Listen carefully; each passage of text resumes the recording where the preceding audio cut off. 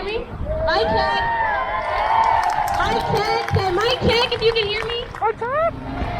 Mic check. Mic check. The Instagram is Concord dot together, and all the papers that are circulating today, they're going to be posted there. So let's get into it. Thank you everybody for coming.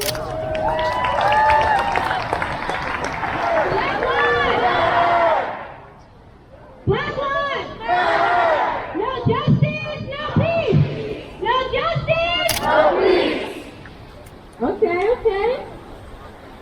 The people united will never be defeated. The people united will never be defeated. The people united will never be defeated.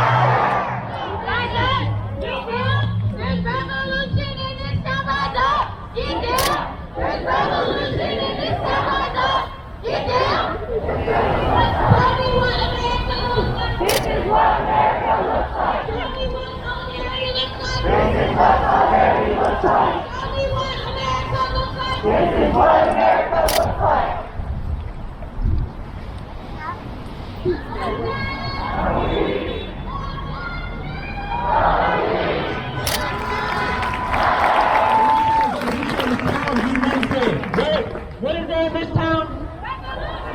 What is there in this town? Revolution! The history of the police is a history of reform. So for folks who are asking for police reform, the police have been reformed for the past 200 years. 200 years of reform has brought us here. We do not want reform, we want defunding. So I want to add that it is in all our interest to fight for black liberation, even though it's our duty besides that point. If you are a non-black person of color, the rights and privileges you do have in this country, if you do feel you have some, are due to black activists throughout history. When black people get free, I know I've heard people speak at local protests asking them, where does it begin? How do we start this work? And honestly, that feels disrespectful to me because black activists have been telling you what to do. Even this month, before this year, for the past 6, 7, 8, 10 years, since there was black people, they're telling you what to do. So please continue showing up. Thank you for being here today. For the workers on protest. Just continue for your whole life. Anti-racist work is lifelong work. United, things change. So I want to share my poem, and then afterwards, you can snap. You can snap for me if everyone's ever gone to like one of those, right? Yeah. Okay, so here I go. I wrote this poem in the midst of just depression. Okay? I was struggling with suicide, so here we go. Ready? Death is certain, and failure is fate. But what hope is there when we face the waves? The waves of depression and suicide, the waves of confusion and chaos, the waves of pain and hate. Does it have a face? Are we being played? Since death in this life is certain, and I can't wait. I need the truth now. I need to know my fate. Deep down, I can't shake this voice. A solid voice, a real voice that speaks life and speaks faith. But somewhere in life, this pain has caused me to close the gate. But I hear that still voice. I can't say sleeping beauty. It's time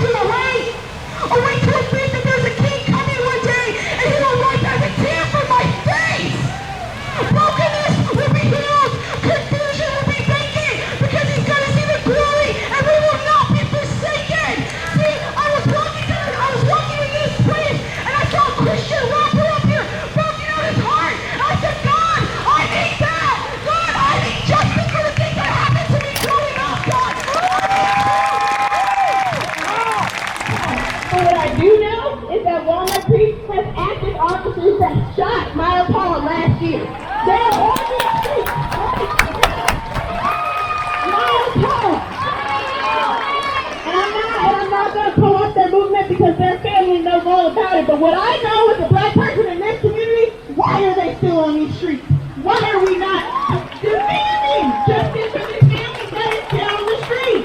So don't look to Washington, don't look to Sacramento, look right here. And let that conversation begin. So, I don't know if everyone really understands what happened to Myra Paul, but I'm here to let you guys know, okay? Because I have lived in Walnut Creek for 18 years. This is my daughter Alexis, this is Miles' sister, and I brought my children up in Walnut Creek, and I wanted the best for them in Walnut Creek. I wanted the good schools, I wanted the good community. I thought we had everything. I thought we were living the American dream, you guys. And I will tell you what, when you have a tragic outcome, like our family, and your child is dead at 23 from suffering from a mental health episode, it's not the American dream. It's not. And what happens is you find out that somehow you think you fit in Walnut Creek. And then you realize, you know you're black, but you think because you've made relationships with the right people, and you've told the people that live in Walnut Creek and the police officers that your child, your black son belongs in Walnut Creek, that somehow you're going to be treated differently. And then you realize when your son needs help, and you have only 3 options. You have to be a danger to yourself, danger to others, or gravely ill. And when you don't meet that criteria, the police is the way that you go to get a non-hospitalization. A hospitalization when someone who doesn't understand that they're ill, that's how you get them help. So when you call and you ask for help and you've built a relationship for over 2 years, you feel confident that they're going to come and help you. And then in the middle of the day at 5 o'clock, when it's bright outside and he's on a big cul-de-sac, and there's 5 officers, and he's running with a garden tool, and he's running away from them. How are we here right now? They start within 30 seconds. They are shooting beanbags at him. And then within 2 seconds after that, he is shot 4 times in the side and in the back. So that tells you right now that we have a problem right here, you guys, right here.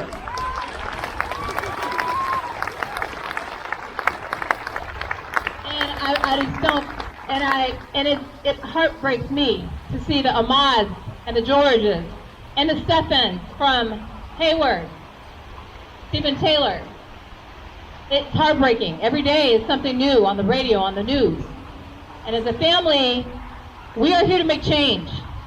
So I want to make sure you all, please go to justiceformileshall.org. We're on Facebook, we're on Instagram. And we're making a movement, and it's starting. But it has to start with you. And we need you guys here, because I see so many amazing people with great signs, and I know you guys are ready to do it. But we need you to do it here, and I see you guys are ready, and I see some Miles Hall signs, and I see some Miles Hall shirts. And, you know, it's not just about Miles Hall, it's about the future Miles Halls.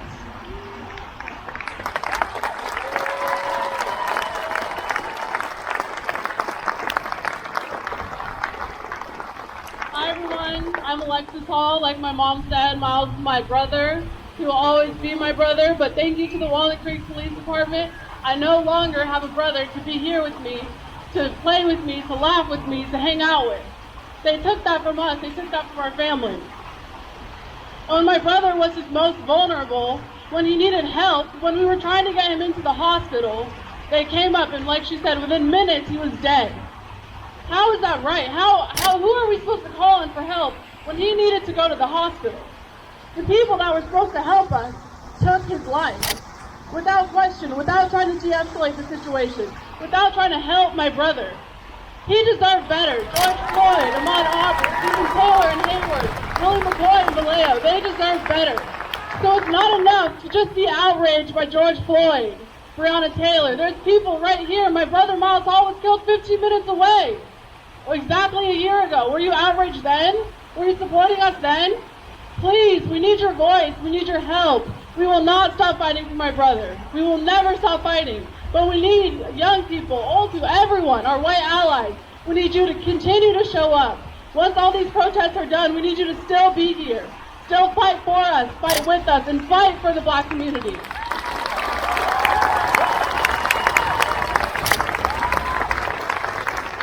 For all the lives that have been taken too soon. My brother had dreams. He wanted to have a family. He wanted to go back to school. And that all got taken from him. Just remember, the people that you are fighting for are real. They have goals. They have families. Remember that. These are real people. The real families are affected by this police violence. It has to stop. The system has to be changed.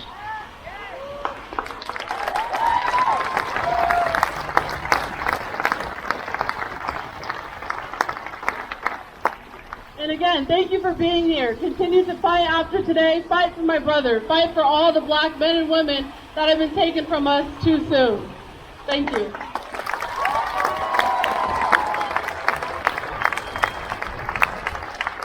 We want to hold a moment of silence for Miles Hall so we can just be quiet and just honor him in these moments right now in his life.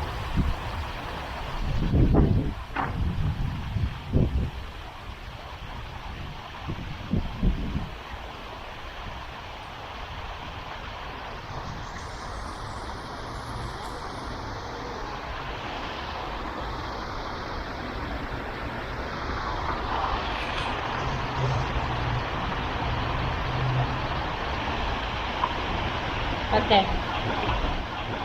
Thank you. And thank you, family, for sharing.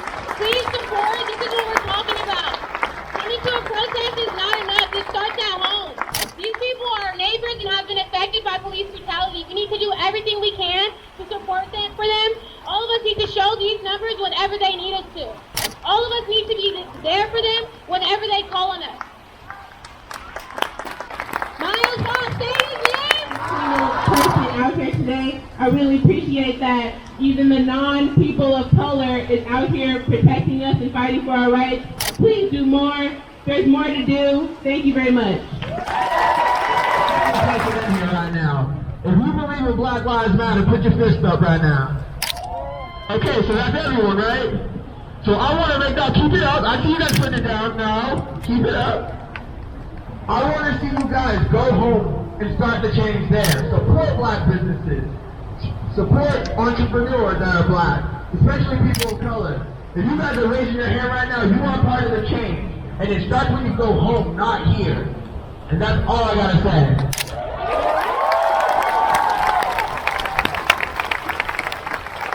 Appreciate you guys that aren't African American or minorities coming out, because that's where we see you. You know, don't think we don't see you, we see you, but you know, sometimes we have to see the good of people, because not everyone that doesn't look like us is not out to get to us. You know, growing up in a poor neighborhood, you know, as Meek Mill says, the other side of America, you know, whereas like we always assume that the person that's not our color is always out to get us. You know, but like I see a lot of people that look like us, you know, they're here for us. You know, so we just gotta have a perspective that people are here for us and don't think negative. You know, because it is scary. I get it. I mean, people walk in a bar and you don't know what's gonna happen. And that's why you gotta be on your toes, of course, right? Because we work on a chip on our shoulder, like everyone's, you know, out to get us and all angry, you know. But we gotta just, you know, be safe and be sound and just be positive, stay present. Thank you. The youth. If you see it in your friends, their parents ain't understood it in their head yet what racism is. If you know what it is, share it. For my youth, for my youth, for my youth. Go out and vote. Make a change. Share it with your friends, your family, all of that. That's all I want to say for my youth. Thank you.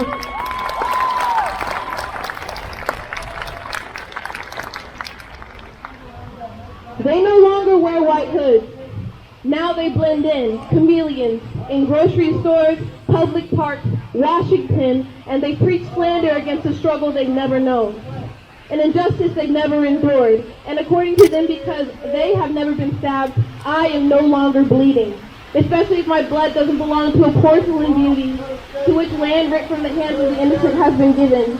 No, they no longer wear white hoods, but now they are preaching hateful propaganda with the reach as far as the internet can see, plugging into the minds of the majority that allow themselves to receive it. They send their bombs away. Kaboom, kaboom, kaboom.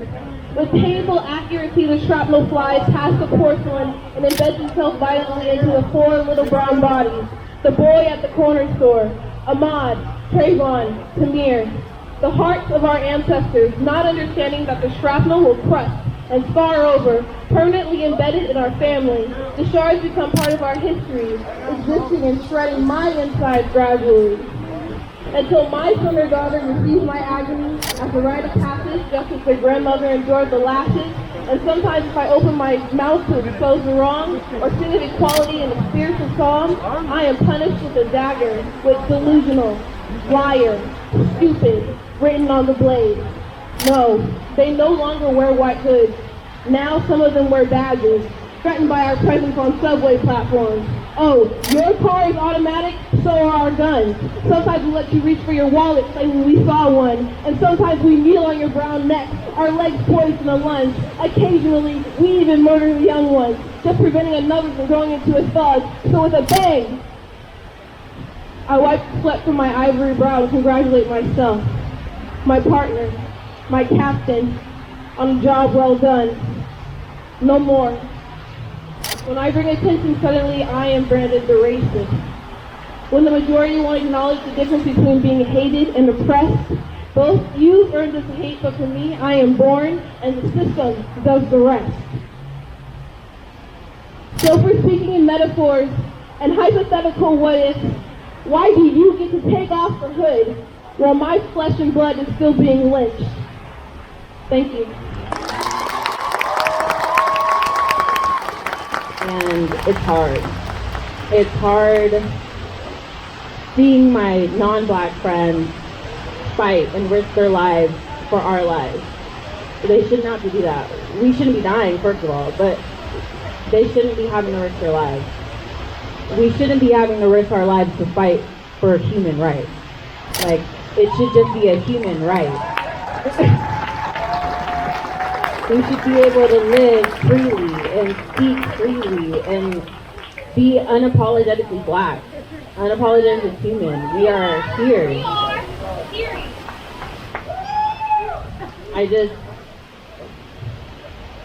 I don't want to cry anymore. I don't want to wake up to see this shit anymore. Like, this is beautiful. This is amazing. I see my friends. I see my family. I see just everyone here. And this is amazing. I hope we all know just what we're fighting for and why we're fighting for it. I hope you know that when you are doing mindless actions like destroying small businesses and intentionally starting fights, it's going back on us. They're looking at the peaceful protesters, at the black community, like we're fucking up. And we're not. It's them. And it's the people who don't really actually give a fuck about us.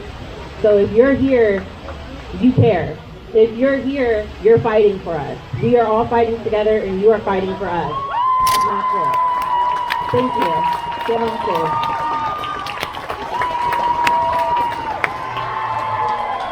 We are here to support you young people. You guys keep fighting, keep speaking out against injustices. There's some more things we need to do. You need to be a part of your local citizens police review board. And if you don't have one, you need to start one so that we can make police accountable. I did not plan on being here, but I felt compelled to be here because I refuse to be a statistic. I have an 11-year-old child that's as tall as me and who's going to be as tall as George Floyd by the time he's 18. And I refuse for him to be a statistic.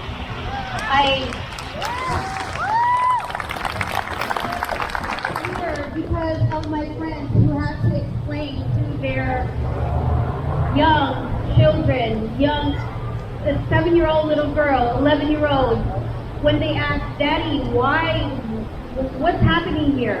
They have to explain to their black children that this is how the world is.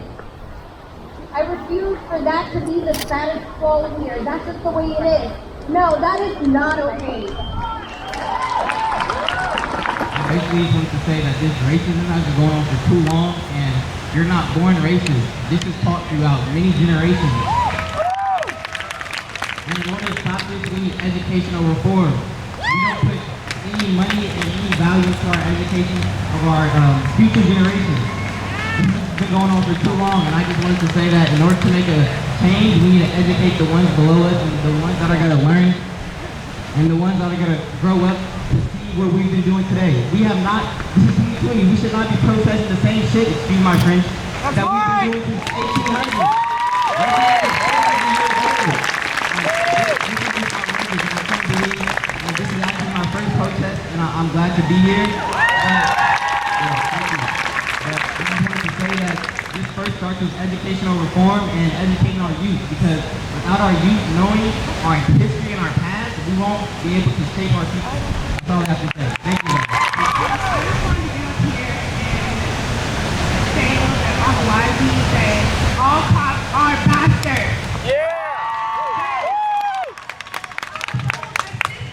Of white supremacy.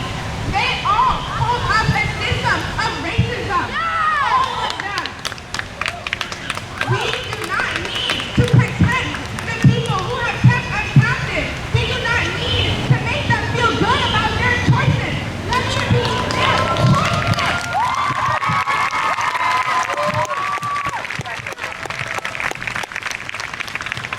And I do not like all the people talking about the division within us, talking about racist police. They're all racist. And to the violent protesters versus the peaceful protesters, we are all here together. We are all fighting one enemy. The police is enemy number one, common enemy number one. Not the looters, not the rioters, not the people putting their lives on the line. Not the white people, not the black people, not no one. They are our oppressors. Fuck the police!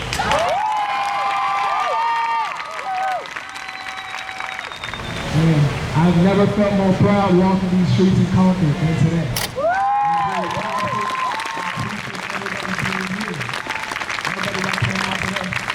Really appreciate it from the bottom of my heart. It's time for a change. And I really want that ratio of, the white people that I meet being more nicer than the racist white people that I meet. Because that ratio right now is about 8 to 2. And when I do meet those white people, they're really kind and loving, but the racist ones, which is way more out there, in my experience, it's really time for a change. We need to abolish that and make rules against it. Thank you everybody for coming out. I appreciate it.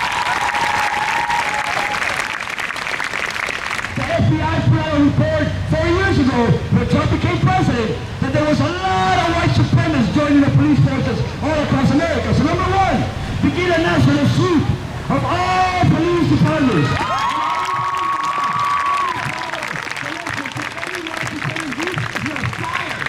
You fire them, right? No excuses. Number two, they gotta learn community policing. They gotta understand what that means. So what that means is you work with non-profit groups in the community. You work with the faith-based programs in the community. Because now it's time to bring solutions. How do we solve this? Right, the world is listening.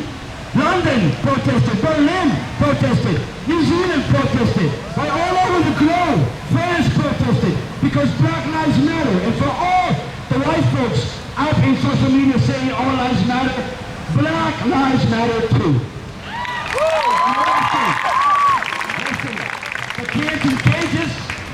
The kids in cages. That's part of the same racism. All these kids were being caged. So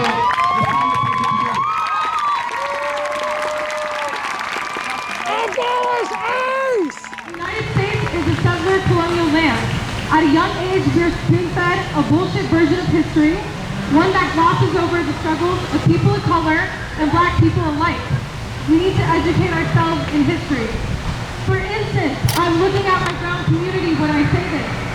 If it were not for the civil rights movement and black leadership like Martin Luther King, there would not have been critical legislation passed that would have then in turn allowed our communities to immigrate here from the chaos, bloodshed, and wars of the countries overseas that our parents and grandparents come from.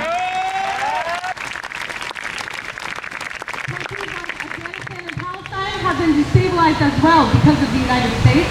And whether you're Afghan, Desi, Middle Eastern, Asian American, our communities are indebted to the black community in the U.S. for paving the path towards liberation. We need to be here now in support of the black community and the black struggle in the United States. Quoting Malcolm X in their bios, reading his autobiography, and yet still remain silent when black lives are murdered by this white supremacist country. We cannot allow our communities to be silent. This silence is deafening. Continue to donate to black organizations, show up to protest, and continue to advocate for the black community within your circles, even when this is all over. Anything less is morally repugnant and unacceptable. I speak to all of you as an Afghan and as a Muslim who unequivocally believes Black Lives Matter, and I stand by the black community. It is crucial now more than ever to have important conversations with our friends and family in the Afghan community, as well as all communities, to address racism and fight it. Revolution can happen in our immediate circles. Don't brush aside the racist comments and make excuses of that behavior. Have those conversations with your parents, your friends, your family. Being passive and not addressing these issues is what allows racism on a systemic level unchecked. Colorism, racism, and anti-blackness must be refuted in all aspects of our lives.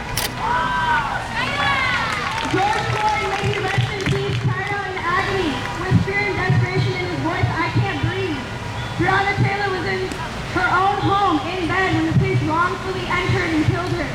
If by now you're not aware of how many innocent black lives have been taken by the police, you are part of the problem. And the reason why there are protests occurring across the world, from Palestine to Paris. Police are the biggest gang in America. Free Palestine! Free Palestine! Free Palestine! Free Palestine! The powers that be refuse to do what's right unless we make them do so. Do not allow yourself to become indoctrinated by the white supremacist powers. We all deserve to live with dignity and to live life in peace. All lives do not matter until black lives do.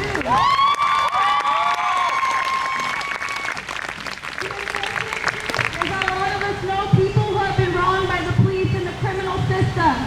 Our efforts need to go into protesting for the defunding of the police and prisons. And on that note, free Nazis! Fighting for radical justice is a very big part of our faith, and we're going to be held accountable for profiting off systems of harm that harm our people. There's such an anti-black sentiment in the Asian American and Muslim community. So until you have that uncomfortable conversation with your mom and your dad, and you change your heart, and what the people in your home believe, change won't happen. Thank you. We could talk about how much racism has been ingrained in this country down to the $20 bill in your pocket. The face of that man on there owned over 600 slaves in his lifetime. We could talk about racial disparities in education, health, wealth, finances, and poverty. And we could also talk about these organizations that all of a sudden support black lives, but are dumping hundreds of thousands of dollars into that Chunk 2020 campaign. We need to take 1 second to see how the murder and execution of Ahmaud Arbery, Breonna Lewis, or George Floyd, but was quick to talk about using military force against peaceful protesters. Alright? I want to narrow this down just a little bit. Okay? My mom's white, my dad's Mexican. I wasn't raised on my Mexican side. When I walk out into the world, they see a white woman, and I own that. I own that privilege. 3 times in my life, I've been on the other side of a gun barrel from the police. In fact, all 3 times it was the Concord police. 2 of those times, I could have done a 360, had a gun pointed at my head. Each time, I ended up in the back of that cop car, unharmed, untouched, and alive. And if that's not privilege, I don't know what is. So my message today is for racism. There's a rule that we gotta follow, so I want you guys to listen. Number one, all lives do not matter until all lives are treated equally. Period. Number two, and this is important, do not tell people of color how to feel. Do not tell people of color how to feel.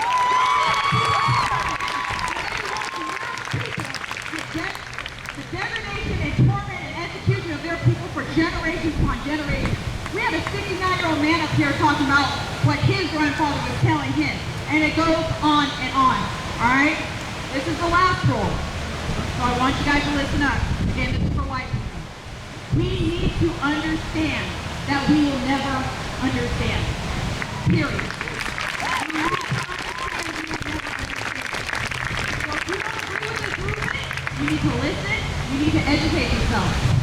Thank you guys. It does not end next week. It does not end a year from now. It ends when it's fully over. Okay? When this shit is fully over. We all bleed red. We all bleed red. We're all skin and bone.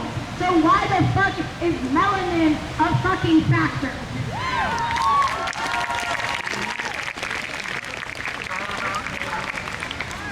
I want you guys to recognize as well, if you're a Republican, that's fine. If you're a Democrat, that's fine. But neither party is making change. Yeah. Neither party is making change. You can put Bill Clinton in there, but what the fuck is he gonna do? So, what can you do? I know you spend a lot of time on social media. I know you spend a lot of time doing whatever the fuck. But I want you to read up on your local politicians. Actually read up on it. Not what they're just saying on the internet. Ask your friends, ask your parents. And yes, they say young kids, vote. But where are the older people voting? And who are they voting for? That's what I want to know. I want to know that the older people are also voting for change. So please, take your time to really reflect that this is not just a trend. This is a lifestyle.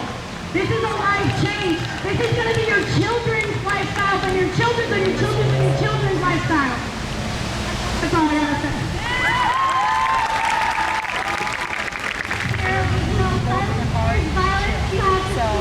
Yeah, so I'm going to invite you guys. I have a few more. Not gorgeous, but I'm representing the Filipino community.